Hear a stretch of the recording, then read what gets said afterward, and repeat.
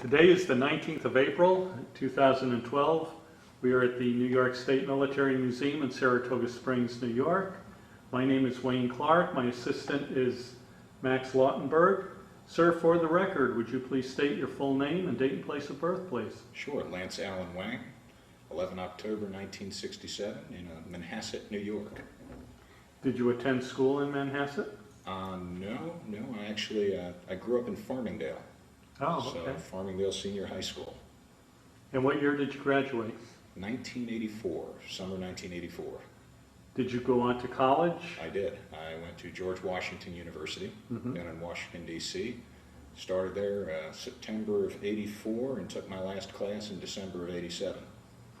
Were you in an ROTC program? I was not. All right. Once you graduated, what did you do next?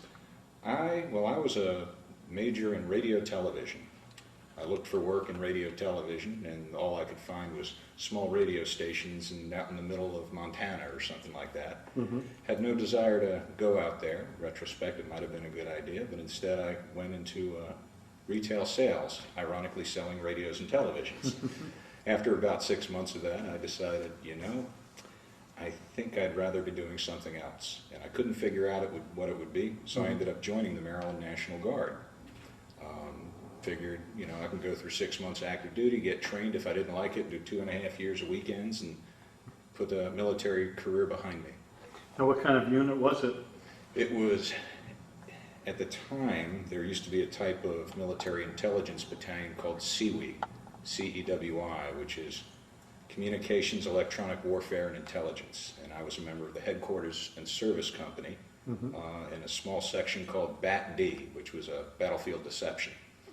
And I was trained in the MOS 97 Golf, which prior to that had evidently been something called 05 Golf, which was counter-signal intelligence. Okay, where did you go for your basic training? Fort Disney, New Jersey. And whereabouts was your AIT? Fort Huachuca, Arizona. And how long was that for? Well, let's see, I graduated basic training at the beginning of January 1989 and went from January to March, I believe, 1989 at Fort Huachuca, Arizona. How did you like Fort Huachuca? It was a beautiful place. It was absolutely a beautiful place.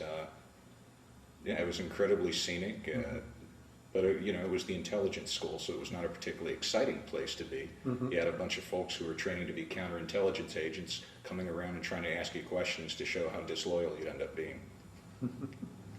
And then you graduated from there, went back to your guard unit? I went back to the guard unit, did exactly 2 months of weekends, and decided that I loved my active duty time so much I wanted to go active duty.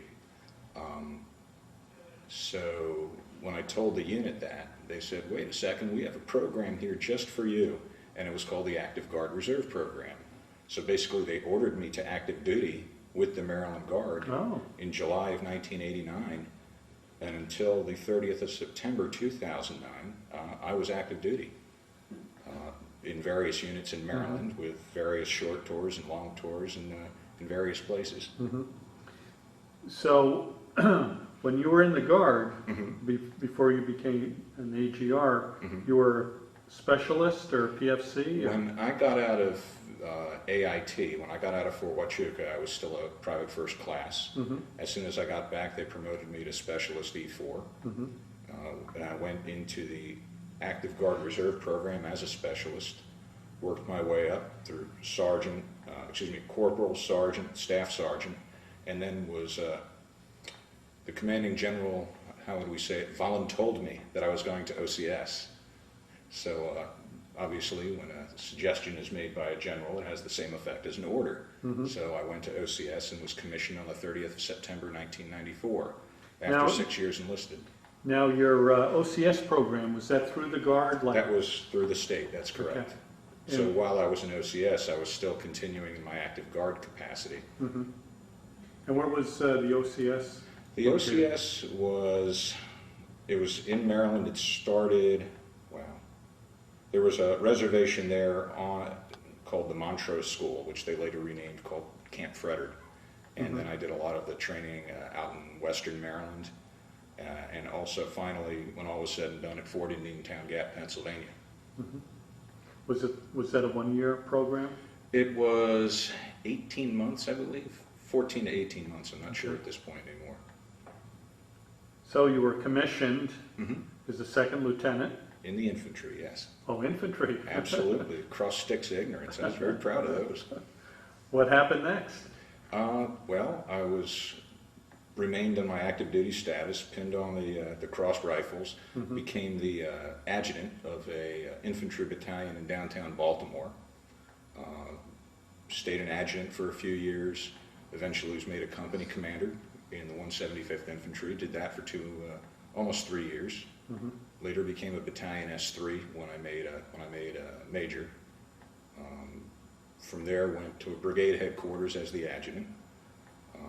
Then became the brigade S3. There was a pattern developing here.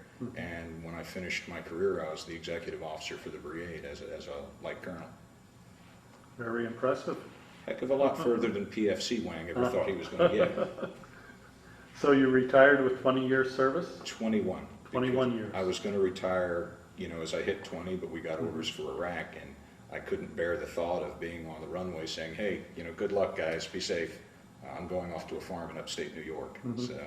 So you did your deployment. I did my deployment. Do you want to tell us about that? What Sure. that was like? Well, that's kind of a broad question there. Our unit, I was out, actually, there's a Marine Mountain Warfare Training School out there in the Sierra Nevadas, I believe. We had every reason to believe we would be going to Afghanistan as what's called Task Force Phoenix.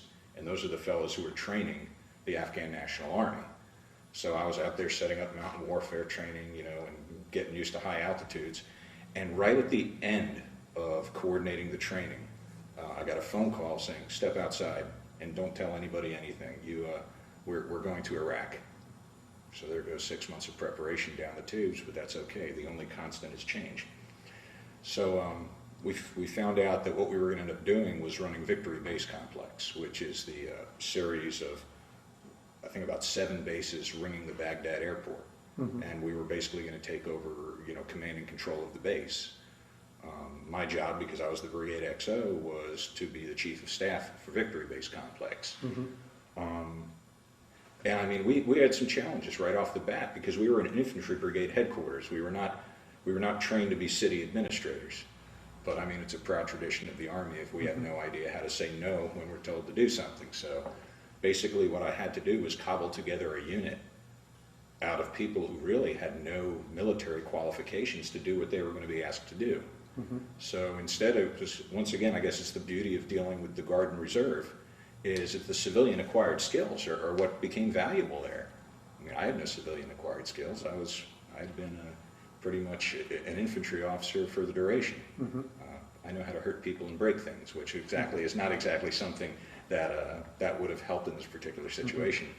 But I was able to find a guy, for instance, who was a helicopter pilot, who his civilian job was, he was a civil engineer.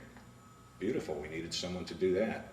I had a logistics officer who, actually he was a tanker, and in the end we ended up having him run logistics based upon his background. He had been like an engineer for Amtrak at one point. And it was wonderful. I mean, I had an engineer officer whose civilian skill was running networks, computer networks. All of a sudden we had someone who could handle that. So it was actually a fascinating exercise, which would have been far more interesting if I had a little more time to do it, as opposed to throwing together a unit that quickly. How large was the unit you went over with?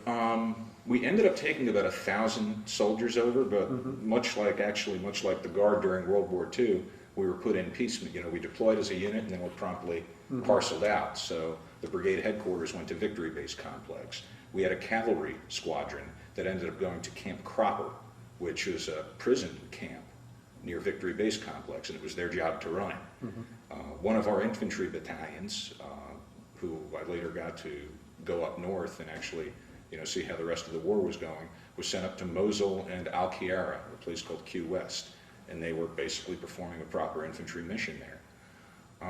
And we had another unit, once again, this is like the classic, scattershot deployments of early World War II. We had another unit attached to us from California. We had New Mexico before that, but that was another scattershot event. a California unit that was just parceled out somewhere. We never saw them again. Hmm. So once again, it was, being a military history buff, it was, deja vu all over again. So. Now, were you ever under fire? We used to occasionally call Victory Base Complex. We were like one of the point units of the Surge, if you remember the Surge in early 2007. One of the things we were charged to do was go take over Victory Base and just start rotating units in and out, and just pushing them out to the field.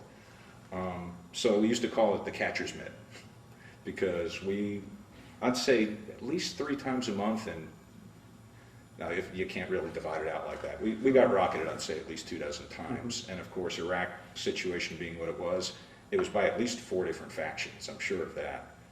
There was in early 2008, it might have been right around the time of Valentine's Day, I think it was Mossad had just assassinated a key, I forget what it was, Hezbollah leader or something like that.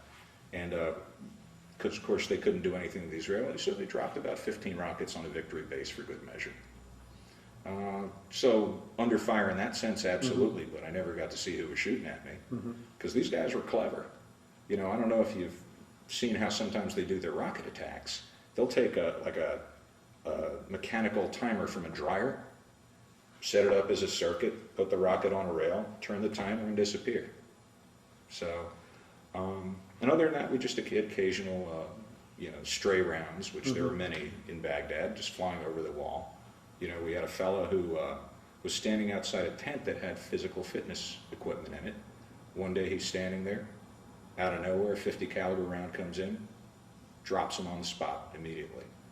So, I mean, that was just another day in Baghdad. I guess the closest I came, I think, at any point was, normally we would get, I think, what were 107 millimeter rockets. And then every now and then, rarely, they'd launch a 240 millimeter rocket. That's a big boy.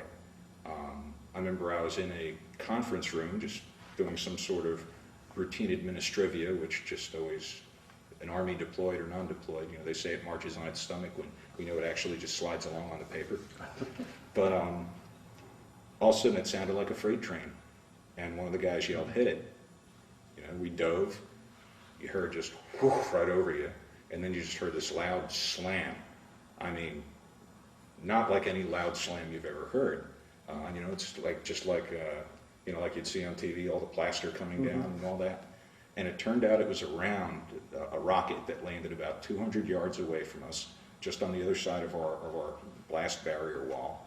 It put a 6-foot hole in the ground into concrete and asphalt. It ended up killing a local national who was, I guess, working somewhere in the compound. He was on a bicycle, and that's all she rode, and actually took the leg off a female sergeant major. So just another day in Baghdad. And then at one point, it was right around Christmas time. The commander was going to make a visit to our unit up north, the one that was up in Al-Qiyara and Mosul. And he started his sentence to me saying, "I don't think I'm going to be able to go," and I just said yes. Because the unit that was up there, the 175th Infantry, I had spent 1994 through 2003 with them in various capacities, so I knew a lot of the guys up there. I was just itching to go up there. Be careful what you wish for. So I grabbed up one of the NCOs who had also been with that battalion a long time and suffered the horrible fate of being transferred to a brigade headquarters. He was never happy there. And we went up there to visit them. We spent about a week up there with them, and it was just wonderful getting up there. We used to, we just hopped a C-130, and Al-Qiyara was basically the end of the line. And it was weird because it wasn't all soldiers in there. You'd have civilians in there wearing black BDUs. You had folks who were going to be like KBR folks who would just end up, working the chow hall up there, things like that. We arrived in Al-Qiyara. The commander came out to meet me, who was a fellow I knew for years. At this point, he's a lieutenant colonel. I'm a lieutenant colonel. I remember him when I was a lieutenant, and he was a lieutenant. So it's great the way a lot of those relationships work out. But I'll talk about that in a second too, because they used to say at the turn of the century, when we had the last century, not this one, turn of the century when we were fighting in the Philippines. They said, because we were in the Philippines for about 10 years, that was the crossroads of the Army. And you'd run into, everyone is cycling in and out. And I ran into folks in Baghdad who I hadn't seen in years. 2 from my OCS class who I hadn't seen since graduation. One was in Texas, and one was somehow the comptroller for Petraeus' headquarters. So anyway, back up in Al-Khair, I run into this commander, and it's just wonderful to see them. They have patrols going out the next morning, and the commander says, well, Lance, do you? Yes. So I ended up pulling about 5 or 6 patrols with them, which, at the rank I was, again, I didn't want to be the one who said, hey guys, be careful out there, come back. I wanted to deal with the same thing they were dealing with. It was only fair, and those were pretty exciting. Now, excitement is overrated, but pretty exciting patrols. And I always kept in mind that for me, what I was considering exciting was what these guys are dealing with every day, maybe 2 or 3 times. Because I remember I came back from one patrol, and the adrenaline's up after that, and I saw the commander, the commander of the unit up there. I said, Andy, that's the best time I've had in. And I kind of thought about it. I said, that is probably the most horrible thing I could have said. He knew why I stopped saying it. So, but it was interesting. That was actually a learning experience. I think, as far as a learning experience goes, just as a person, that week that I spent up north in Mosul and Al-Khair was probably one of the things I'll take with me the rest of my life. As far as I actually was part of it as opposed to being a chief of staff the whole time. And I remember actually, I used to always talk about these NCOs who followed me in a lot of cases through my career. And I remember at one point, this was long before we even went to Iraq, I remember saying that, if I was going to take 3 NCOs out there, to surround me on a particularly dangerous mission, it would be these 3. 2 of them were with me in Iraq. One of them was with me at Victory Base Complex. And one of them was up north at Al-Khair. And it's another one where you show up there and you're like, Bob, I can't believe you're up here. So it was great from those patrols that the guy who I always said, if I was going to go into combat, it would be with this guy. Turns out I'm in his vehicle in combat. And I just, it was nice. It was nice to be able to put what I had said offhand years before to the test and feel that same confidence that I theoretically thought I'd have in him. And I remember telling him, I said, I may be the colonel, I may have, the brass on, all that stuff, but this is your vehicle, and you're in charge, and you tell me where I need to pull security when we stop. You don't have to pull security on the vehicle. I said, I'm just along for the ride, but I'm not baggage. I'm part of your security detail. So that was a very interesting place, and that's the place where I really got to see. On Victory Base, you'd see Iraqi troops who they were just damn happy that they were inside a wall, as opposed to out beating the bush like the rest of their comrades. But actually getting out there and really dealing with the Iraqi people. What was your impression of the Iraqi army? To answer that, once again, I got to go back to another story. I was one of the evaluators for the exercise that the country of Estonia, when it was going to be entered into NATO, I was one of the evaluators for the field exercises there, and I was trying to be kind in my evaluations. The guy who was running the exercise was a Danish colonel, and he knew that I was trying to be reasonably safe politically as I was describing my experience with him. And he said, cut to the chase, would you want them fighting on your flank? I said, hell no. And that's kind of how I felt about the Iraqi army. I knew enough guys who were actually advisors for them, who felt no confidence in them whatsoever. From the 80s, there was a sci-fi movie called The Last Starfighter, and one of the weapons that they had in these starships was called the Death Blossom. And what the Death Blossom was just rounds going off in every direction, firing like a blossom, just shooting indiscriminately in every direction. That's what they used to call the Iraqi response to an ambush.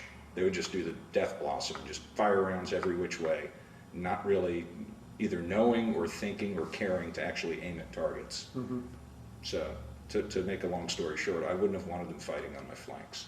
But the Iraqi people, I kind of, once again, to a degree, I'm a history guy. I'm not as smart as I think I am on some of it. But I know that enough armies marched through Iraq over the 20th century, and before, that we're just another army passing through. And the same in Afghanistan. The people are out to get what they can get because they know when all is said and done, they're still going to be there and we're going to be gone. Mm-hmm. Probably one of my most, and I still think about it, and it makes me very unhappy when I think about it. So I remember we pulled one patrol to deliver fuel to a small, I mean, when I say small village, like a bunch of mud huts, and you knew who was the sheik in charge of the village because he's the one who had a Toyota up on blocks in front of his hut. I mean, it was just this little dingy little village, and we were bringing him fuel cans, and I was in this Humvee once again with this sergeant, Bob Cross, who I think the world of. I'm in his vehicle, and it's one of the tortoiseshell Humvees, so you lift up the back and you put the fuel cans in there. And I remember saying, Bob, I don't believe that we're just frickin' driving along here, and behind me is like a whole, 100 gallons of fuel in cans. So I remember he started, my call sign was Raven 5, and he started calling our vehicle VBID 5. Basically, when all is said and done, if we got hit, we became a car bomb. So we finally take this, and I had another naive experience like that, as if it would have made a difference. I remember at one point we're on the road to Mosul, and you've been in the military enough time, so when a convoy starts to accordion a little bit, everyone speeds up, and by the time, anyway, the convoy's accordioning, and of course, when we're stopped right next to a big fuel tanker. And I'm like, guys, do we really have to stop right next to a fuel tanker? If it gets hit, we go. And they just kind of look at each other, and they back off, 100 yards from it, as though it would have made a difference. But they were humoring me. But anyway, we're going to this village to deliver fuel cans. And I remember we finally get there. It was not a friendly trip. So we get there, and we sit down with the sheik delivering the fuel cans and all that. Bob always brings a thing of stuffed animals with him. So I actually have a picture there. There are all these Iraqi kids around the vehicle, and he's handing out these stuffed animals to them. And then I take a walk over to where this, where they're sitting on a blanket or rug, and outside, of course, drinking chai. And as a matter of fact, I remember again as I sat down with them, and of course I completely failed protocol there. The appropriate thing for me would have been to take off my helmet and my sunglasses. But hell, it was my first time with a sheik. So I remember looking towards the medic. The medic was a guy named Weber. As they hand me this thing of chai, and I said, "Is it all right for me to drink this?" He goes, "It's boiled. It's okay. Drink it." But turned out there was a bit of an argument going on with the sheik that the guys told me about later. We brought him 100 gallons, and I'm saying that, not remember the exact figure. And his big thing that he was concerned about is, well, why didn't you bring me 500 gallons? And I'm thinking, this SOB, if one of our vehicles was hit on the way here, and, we had a bunch of guys killed, and we still were able to deliver the fuel, his question would have been, why didn't you bring me 500 gallons? But I think that was very typical of the attitude there. We're there, they're going to get stuff from us, we'll leave, and someone else will show up eventually, and they'll get stuff from them.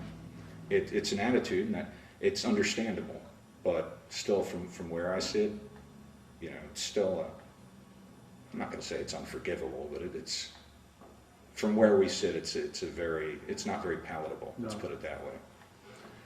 So, I don't know, we've been going on this for a while. I'll let you throw any questions. Okay, did you have any questions? Please. Well, what made the patrols exciting, other than just being on patrol? What made them be exciting? That's an interesting question, and I'll answer it, but once again, it's just one of those things that you come back and try to explain, and people don't quite get it. There's nothing that makes you feel more alive than getting shot at and missed. It's just not the sensation of going out there into what we very politically incorrectly called Indian country, but we all grew up on Westerns, and then coming back is exhilarating. And there's I suppose maybe a cop would appreciate it. My best friend's a retired cop, and kicking down a door, to get at the bad guys, with that full adrenaline rush, and then walking away from it when all is said and done. There's a part of you that says, wow, what a ride. So once again, it's kind of hard to describe, but I'd say the best thing is, the best way to put it is really, it's the adrenaline. It's having that fight or flight instinct, and being able to walk away afterwards saying, I didn't take flight, Any shots exchanged on any of the patrols? No, we didn't. There were a lot of areas, I remember at one point we're going through this village outside Al-Qiara, and I'd seen this look before. There's these guys standing on a roof and just kind of glaring at us as we ride by. So you don't know, at night what they're doing.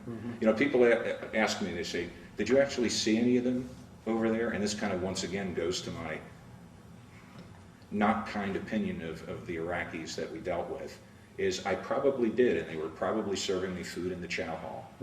We occasionally threw people off Victory Base, if they were a local national with a cell phone. As far as we were concerned, everyone who wasn't us with a cell phone was basically an artillery forward observer when you think about it. How many of these guys were walking from the wall towards a potential target and counting off the paces? I'm sorry. No, that's all right. Now, speaking of cell phones, were you allowed to have cell phones over there, and what kind of reception? It was horrible, and you always needed to assume that someone was listening. We had cell phones that were provided by a local telephone service called Iraqna, and it was appalling, because number one, you'd try and make a call, because we actually used these sometimes after an attack. We'd call up some of our folks to get accountability. Hey, Captain Gilmore, give me a count on headquarters company. You got everyone? And after every major event, we had to do that. But these Arachnophones, I'd say 75% of the time the call wouldn't go through, and you'd hear someone jabbering in Arabic, which is probably our equivalent of, the call you've made cannot be completed at this time. Try again later. And we assumed always that they were listening in on our phone calls, and I think that was a pretty fair assumption. And we heard at least one case of someone who called home on, it might not have been Arachna, but some local service. They went and paid at the, once again, impolitically, we used to call it the Haji Mart, the locals, had the little market, calling home on that, and all of a sudden, their family started getting harassing phone calls. That was very, very disturbing when you wonder what kind of route that took. So as far as actually getting direct weapons fire shot at me, nope, just stray rounds coming over the walls. I remember when we made the convoy north from Al-Qiara to Mosul, and I remember at one point we were, it was just the day after Christmas, I think. It might have been Christmas. And walking the lines with the commander of the unit, because he just has a company detached up there. And he's going to decide he's going to walk out to one of the checkpoints, where go to the checkpoint, the other side of the wall is Mosul. And Mosul was not a very pretty place at this time. And literally, as we're walking up to that checkpoint, you're hearing firefights going on just outside the wall. I celebrated my 40th birthday over there in Iraq.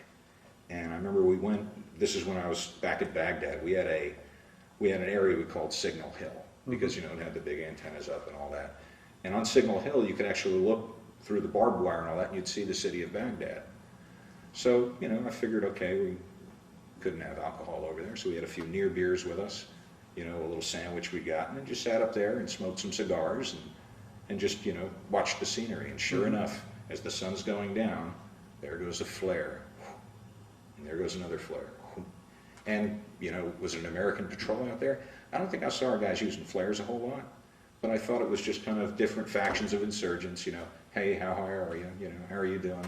Hey, I got the supporting fire position here, okay, we'll attack these trucks here. I mean, it was their little communication. That was always a tad.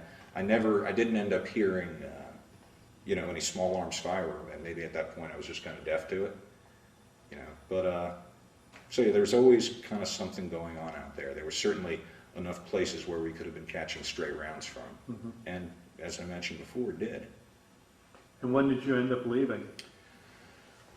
It was the end of March 2008. I think I was back in country here by the middle of April 2008. Did everybody come back with you in your own small group? Right, in our unit that was running the base, yes. I mean, some come back early because they were, had non-battle injuries. our unit that was up north in Al-Khiara and Mosul, they all came back. There were a number of Purple Hearts awarded, you know, a few medals for valor. There was a lot going on up there. And at least they had the ability to respond to it, as opposed to just being in a catcher's mitt. And when did you retire? I retired, I took off the boots in March 2009, and I had all my leave saved up from Iraq because I really had no desire to come home, kind of have my head screwed with saying this is what normalcy is, and then go back. So I saved it all up, and basically I was still in the Army technically until the 1st of August 2009. And you retired and I retired. And, became a civilian? Yeah, I did. And what are you doing today? I work at Rensselaer Polytech. I'm a director of budget and planning there, which I guess the best way to put it is I'm an S3 again. Best way to describe it. Okay, well, thank you for your interview. Sure. And now you're going to talk about your uncle? Yes, indeed. That is First Lieutenant Julius, at the time he was Julius Zlasner of Brooklyn. He, when I was overseas, I wrote reams upon reams of pages of letters. And my Uncle Julie, as Colin, he was one, and he was always like one of my favorite relatives. As a kid, he was my hero. He was a a real, genuine war hero as far as I was concerned. Tom Seaver was my other hero, but he just existed on baseball cards. Now you mentioned letters, actual letters or emails? Oh, they were emails. They were emails. Okay. I would not do Facebook, though. I didn't blog or anything like that. Anyway, he was reading me. He was reading one of my emails, several of them, because I keep mentioning rocket attacks because they kept happening all the time. And he wrote back and he says, "That reminds me of my time in England during the war." And he started talking about buzz bombs, which, he said, yeah, they used to come over our base and you'd hear the sound of the rocket engine and then it would just putter out of fuel and then boom, crash down. He said, it reminded me of that. And he and I entered into a little more involved dialogue as time went along. And I said, when I get back, I'm going to go visit him. He lived in Florida at the time. And I'm just going to sit down and I'm going to interview him, for a couple of days straight. And I hadn't seen him in years, so it was a great opportunity to do that. And we just reviewed his entire career, his entire war record. And he was he had a tremendous archive of everything that he'd done. He had his whole military records jacket. I have his flight record here. I have it wasn't a 214, it was a War Department 53 maybe or something like that. 55 or 53. Anyway, I've got that here. And his was just an amazing story. He had 27 missions over Germany as a navigator. He was one of the first to get trained in what was called the GEE system. It was basically, I guess for lack of a better word, fly-by-radio wire, I guess you'd put it. It was very much like LORAN. Okay. And he did his last missions, he ended up doing, I don't know, I have a letter here from, I'd say the last half of his missions were as the lead G navigator for his squadron. Now what type of aircraft? B-17Gs. Okay. He was assigned to the 398th Bomb Group 602nd Squadron. Heavy. B-17Gs. And once again, just a fascinating story with him. He enlisted as soon as he could. When the war broke out, he decided, well, I don't want to join the infantry because then I'll die in the mud. I don't want to join the Navy because I'll die in the water. So let's go. He's always been fascinated in flying, so he says if he's going to die, he'd rather be shot down, which I guess was a appropriate fatalistic attitude for the period. Ended up going to flight school, 1943, and he says failing out of flight school saved his life. He was on some of his final missions, and he screwed up a landing completely. I think he may have been in Arizona or something like that at that point. He says he screwed up the landing. He says he hit hard. One wheel went that way, one wheel went that way, and basically the instructor said, you can't do a landing. You don't have the stomach for this sort of thing. So you can go to the infantry, or you can be a bombardier, or you can be a navigator. Which would you like? So he took navigating school. He says that saved his life because, as you're well aware, being in the 8th Air Force, 1943, evidently it had the second highest casualty rate of any unit. The worst, the highest casualties being submariner in the Pacific. They lost more personnel than Mm-hmm.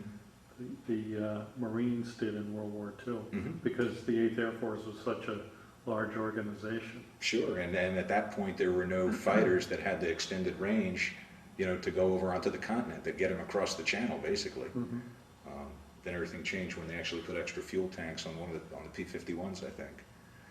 But he said that was one of the three kind of tricks of fate that saved his life. The first was failing out of flight school.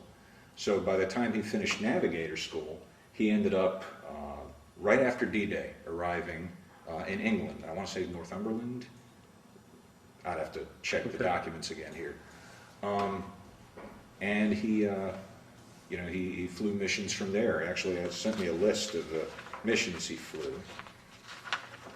I have it here somewhere, but anyway, we can get to that at another point. He said he never saw any fighters at that point because the Luftwaffe had been knocked out of the air basically by that point. And the bomber streams, as you may be also very well aware, they were huge. They were miles upon miles long. It took them a half hour just to form up. Probably one of the most dangerous parts of the mission actually was flying up through the clouds and circling to form the bomber stream. He didn't have many friends, but that's where his best friend was killed at that time, just in a collision forming up for a bomber stream. Yeah, someone told me that by the time they formed up, especially with like 1,000 planes, I mean, they were strung out for over 20 miles. But yeah, forming it up, especially in the clouds, has just got to be a fully puckered experience. So, it was interesting, this fellow who was killed, Julie had been through training with him, and the guy was going to go home to get married at one point as they were preparing to go overseas, and he comes back, and he says, "No, I couldn't do it." Julie said, "Why?" He says, "I have a feeling I'm not going to be coming back from the war," and sure enough. But that's also why Julie broke it off with his fiancée at that point. And then after the war, he was happily able to pick things up again. oh, that's good. But yeah, he didn't want to leave a widow. So anyway, the failing out of flight school, that was his first thing that he believes saved his life. The second thing that saved his life was, it's just a game of inches sometimes. He got shrapnel through his helmet and wedged in his flight mask, but somehow just one of those things of fate, it didn't end up hurting him at all. But he still has a piece of shrapnel he pulled out of his mask. Yeah, he was telling me about his first combat experience. Once again, he didn't see any fighters, but all of a sudden he saw just the puffs of smoke in front of him. And he learned real rapidly because no one really, I asked him if when he got there, if the old hands, would kind of warn them or tell him what it was like, and it was really, no, not really. You'll experience it yourself. And he's learned to feel great respect for, the 88s firing the anti-aircraft. He said that made the second mission that much harder.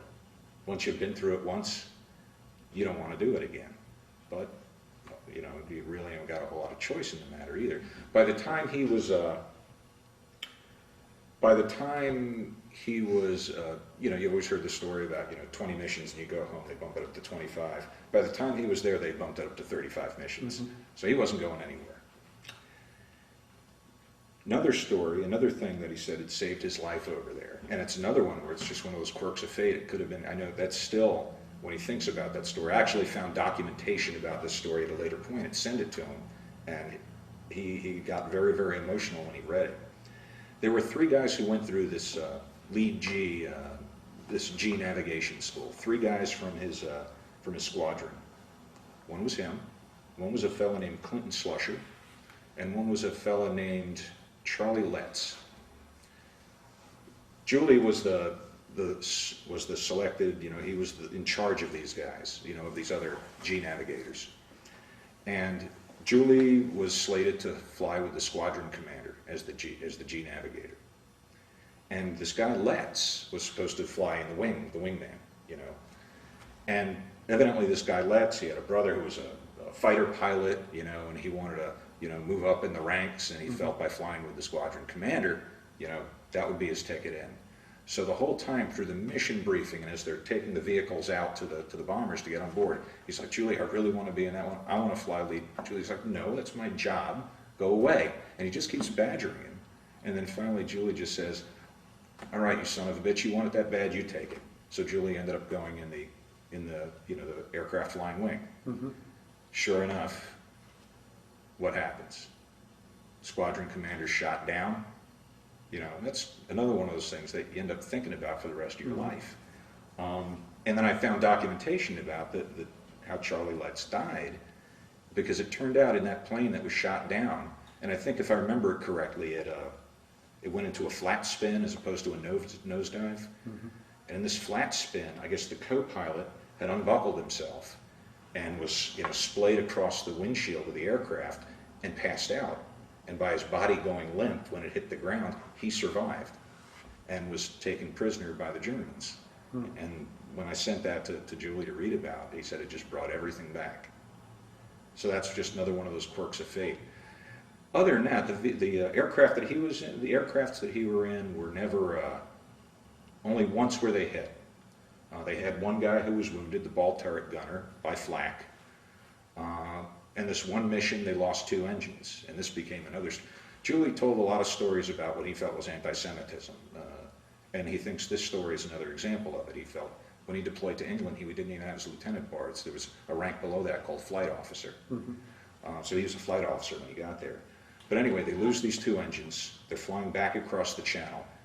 He says while they're flying over, I guess, Holland, as a matter of fact, they're literally treetop level, and he said I could actually see the people looking up, waving at me. So they get out over the channel, and the pilot doesn't want to listen to, this is before he's a G navigator, he's just a regular navigator on a 17 here. And he says the pilot does not want to listen to him, because Julius, he's setting the course, here's that we're going to get back to England. He decides to listen to the bombardier, who's his buddy. And Julius, you're tracking where they're going, and he's like, you got to listen to me, you idiots. We're going to fly right out to the Atlantic and have to ditch. And he gave them coordinates, and he got them into England. But, he said that was a near thing as well. He could have ended up in the water, in the drink with that.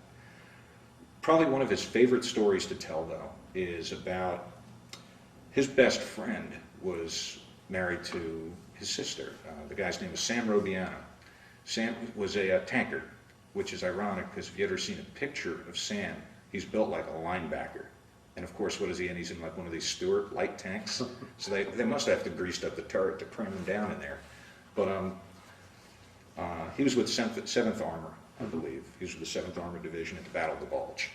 Well, Sam's tank is hit. He has to bail out. He's wounded in the leg. Julie doesn't remember if it was from small arms fire or from shrapnel. Probably shrapnel if it hit the tank like that. But so he's sent, I believe, to Liverpool to recover. Well, Julie's there in England at his air base. So he used to go to Liverpool and visit him, and he said, hey, when you get better, you come out and see me. Come out to the air base. So eventually he does. Let's see real quick if I actually have this story here, because it's just a wonderful By chance, story. did you get any of the stories on videotape or audio? On audio, I'm still slowly Okay. transcribing them 3 years later. Let's see. Well, anyway, I'll pull it from, there it is. And I'm just going to read this if you don't mind. Sure. Directly. So Uncle Sam, he was my Uncle Sam Robiano. He says, so Uncle Sam was wounded. He was in the Battle of the Bulge. He got out of the tank. He was in the tank corps with the 7th Armored. And I kind of wrote this verbatim, so it's kind of stream of consciousness sometimes. When he had been shot, wounded in the leg with shrapnel or whatever, I don't remember. He was sent to England for rehab, and Sally, that was Julie's sister, was beside herself. She was notified that he had been wounded, and they were married at that point. When she found he was wounded and had been sent to England, they contacted me to see if I could find him. They didn't know where he was. So I got a hold of the Red Cross, and the Red Cross, and they found him, they checked all the rehab bases, and they found him in Liverpool. So I, on my day off, we had 12 hours off, I went to Liverpool and I went to the Red Cross, and they told me where he was. I went to see him, and he was fine. He was up and around. He was having a ball. He was that kind of guy. He was your kind of guy. I don't know what he thinks of me, but I don't know how much you knew, how well you knew him. He was very involved with everything, with boating, teaching, reading. A very involved guy, much like yourself. So that's who you've got it from. Anyway, so I find him in Liverpool. I said, well, I've got to get back to the base. I'm on missions this week. I went back. I said, you come and see me when you've got a pass, and come and see me at my airbase. About a week later, he shows up at the airbase. I greet him, I show him the planes, I introduce him to my crew, and meanwhile, that night, they call us out on a mission. I go out on the mission, and we're flying over the North Sea into Germany. Who do you think comes walking in from the plane? Oh no, I said. Sam Robiano. On your aircraft? Yes, on my aircraft. I said, you idiot, how can you do such a thing? Are you a goddamn fool? And they don't even know that you're on it? Well, the sergeant, the one who got up on top. I said, the engineer? Yeah, the engineer. Well, Sam, he could be friends with anyone. Made a deal for him to get on the plane, wanted to fly and see what a mission was like. There was no artillery action. We got him an oxygen bottle because we had spares on board. And I said, so he can get around. Well, that's right, because otherwise we were attached to the plane for oxygen. And I said, how could you do that? Well, let's see. So we landed after the mission, and then he got out of the plane. I don't know, I don't remember anymore. It was after the fact. He was my brother-in-law.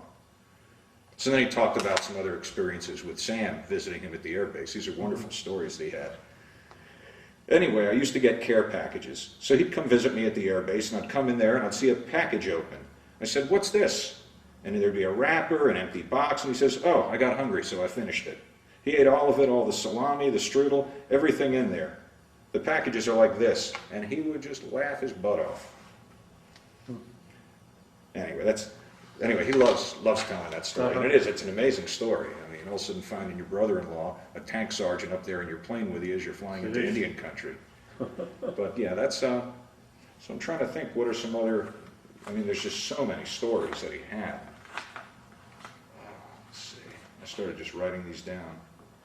Talking about the B-17, he still has very warm feelings about a B-17. He said, what was it exactly? It flew with all the holes that you want.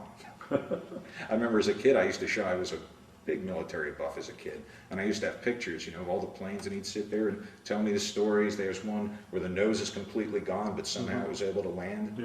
Yeah. He said, well, that was my base. Let's see, yeah, he was talking about it here. I told you about the one that flew in without the navigator and bombardier. They'd been blown off. I saw one come in with a tail shot off, just a vertical stabilizer. They had nothing there, but they were still able to fly the plane in. It was funny. He had the opportunity to go up again, a few years ago. His wife, Anita, would not let him do it. She said, I nearly lost you once, we're not doing it again. I got to go a couple of years ago when they landed in Schenectady. But the Confederate Air Force? The aluminum overcast. Right. It was the aircraft, yeah. Never mind that phone call, not important. So anyway, I mean... Now, did his plane have a name? I asked him that. He had a tail number and all of that, but he didn't remember a name.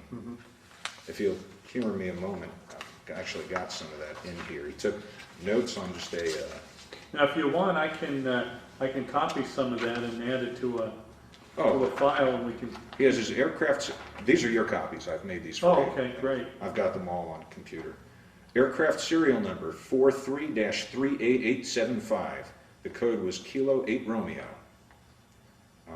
And he doesn't remember the name of it. This has got the list of his crew and the list of his missions and the locations. Everywhere from Berlin, a couple to Cologne. Did he keep his flight jacket? He did. He said it was finally just worn out. It had come apart. He gave me a lot of stuff as a kid. He thinks he gave his son the helmet complete with the hole from the shrapnel in it.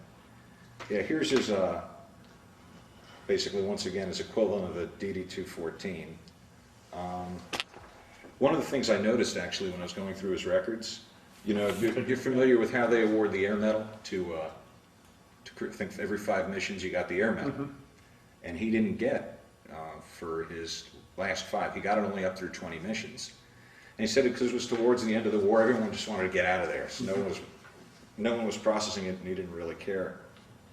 I actually did one of those forms to request his records to be updated. And he was Army Air Force, so I sent it to the Army. The Army turned it around and sent it to the Air Force, and I've never heard it again. How long ago did you... Jeez, this was right around the time I did the interviews with him. So it was late 2008. Wow. Because I wanted to get him his final Air Medal that he deserved, and his World War II Victory Medal, which was authorized, I believe, a few months before he got out. Anyway, there's his 214 for you. Okay. And his discharge paper. Now what we've got here, these are actually some interesting ones. This here was a 398th Bomb Group Christmas card. Oh, Here's another one.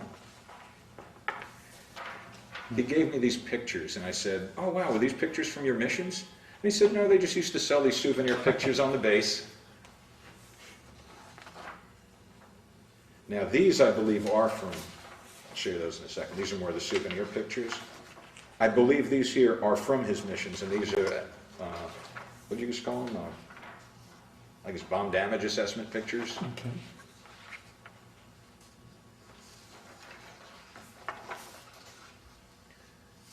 Now this flight record here, this was the prize, in my opinion. This had the record of everything he flew, complete from flying his aircraft over, because the aircraft that he went to war with was the one that he flew over from the States. You brought your own. Oh, really? What do they call it? Most of the, when they ferried them across, most of the time they had to give up the brand new plane, and they ended up, you know, with an old plane and some unit that had. I remember we used to call it, you ever hear the acronym WSRO from your time in the Army? Weapons System Replacement Operation. Okay. No, And, I'm not familiar you know, with that. The gun and the crew are the weapon systems. So you have a crew coming in with a new gun. Well, basically they flew their, and that was evidently a very strenuous flight. I mean, flying without the benefit of GPS and stuff like that. They're flying all the way to England. I think they flew through Newfoundland. Then they had to head off towards Greenland and then towards England.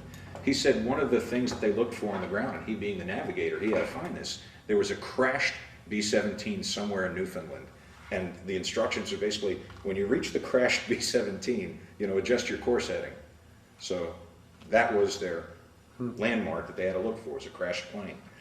But anyway, this follows his record all the way through flying to England, flying through all his missions, and then when the war's over, it's ironic that he eventually goes down to North Carolina. I believe that's where he deployed to first, and then he demoted finally out of Dix, I believe.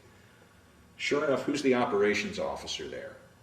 It turns out that it was his pilot from his first crew, a guy named William Schaefer. So basically Schaefer says, "Hey, let's go up, you'll get you some flight pay for a month." You probably remember that too. You know, hey, you just got to go up once and you get your flight pay for the month. Yep. So Schaefer just bring him up in the air, and he got some more stuff on his flight record for that, and got flight pay for the month. So he was very, very grateful for that. And this eventually follows him all the way through flying home at the very end. Wow. I thought that was the prize of all of the paperwork I got. Let's see, 379. This flight record was when he was going through that Lead G Navigator School. The dates align with that. Okay. This is great. Yeah, like I said, it was just some wonderful stuff that he had here. Here is, when he got out of the war, you get what's called a separation qualification record, which basically says what civilian employment you're good for. You know, like as an infantryman, mine was, well, great, if you need a job that hurts people and breaks things, you're the man. So here's his civilian qualification. Navigator, determines and checks course of aircraft, tests and inspects navigation equipment of which he must have thorough knowledge, may take over duties of gunner, radio operator, bombardier, or co-pilot, is familiar with meteorology. Well, there you go. There's just so many jobs out there for a guy who can take over as a gunner or radio operator. Join the Army and learn a skill. Yep. This here is his flight record, which I guess it ends with him seeing his landing gear fly that way and that way when he was training to be a pilot. Now this here is probably there was no MOS, so to say. There was no official skill for a G navigator. So he always carried this. He was very proud of this. This is the thing that actually says he was a qualified G operator. The missions, you know, what his role was in missions, and that he did his duty honorably. But yeah, he always shows that. That's a piece of paper he's very proud of. There's some great stuff here. So any questions you have, or I'm happy to discuss, or questions from you? And he's deceased now? No, he's Oh, not. he's still living in a senior living in northern Jersey, a Oh. senior living Okay. community. And how old is he? Well, let's see, he was born in 22, I think, based on the 214 there. Okay. He's in his late 80s now. Yeah. And I mean, he remembered some of this stuff. I mean, you know, you'll see in the transcripts, he says, hell, I don't remember. But a lot of it he remembers clear as day. Mm-hmm. I mean, when I visited him down in Florida, you know, he was still doing a little volunteer work as like, you know, patrolling the community and things like that. Uh-huh. So, no, he's a tough old cookie. So he married his sweetheart Yes, when he he got did. back home? Yes, he did. When he was in England, he said, you know, he was in love with a British girl for a while, and they were talking about they'd get married and all that stuff, and then war comes to an end, and comes home, sees his sweetheart, and forgets promptly about anything in England. You know, he never really talked about any distress, so to say, from memories after the war, but you start to go through these. Like, for instance, I asked if he ever joined any veterans organizations. He said, I didn't want to go down there and drink beer and rehash old memories, I just wanted to forget it all. You know, about his friend who was killed in the forming up over England, he didn't want to talk about. And then, like I said, when I'd sent him the stuff about the plane where he'd switched off with the navigator, you know, that still haunts him a little bit. Now, what did he do in civilian life? He had worked several jobs before the war. He had worked a little bit in a restaurant, and then he worked as a clerk for a women's clothing company, and then when he went to war. When he got back, he ended up becoming involved in electrical equipment, an electrician and things like that. Do you know if he made use of the GI Bill at all? No, he never did. He did about 6 months in a community college, or city college it was, down in New York. And by that point, you know, he had other things he needed to do. So that was the only college he ended up having. I don't believe he used the GI Bill. And is his wife still living? Or Sure is. Oh, Absolutely. and how many children? Two. Two. Okay. Sitting there trying to remember and make sure there's not a 3 and I'm insulting someone. No, it's definitely 2. And you are married yourself? I am. Met her in the Army. Any At Fort children? Huachuca, as a matter of fact. Oh. And any children? No children. No children? 2 dogs, 2 horses, and a barn cow. Okay. Do you have any questions, Max? Nope. Think I covered it all? Yes. Very good. Okay, we're down to 5 minutes left. Any final thoughts? Anything you want to touch on? No, sir. I think I've covered on most of it. Like I said, happy to answer any questions you have. Okay. Well, I think we're good. Otherwise, I keep trying to think and nothing happens, you know? All right. Well, thank you again. No, thank you. It's been a pleasure. Thank you.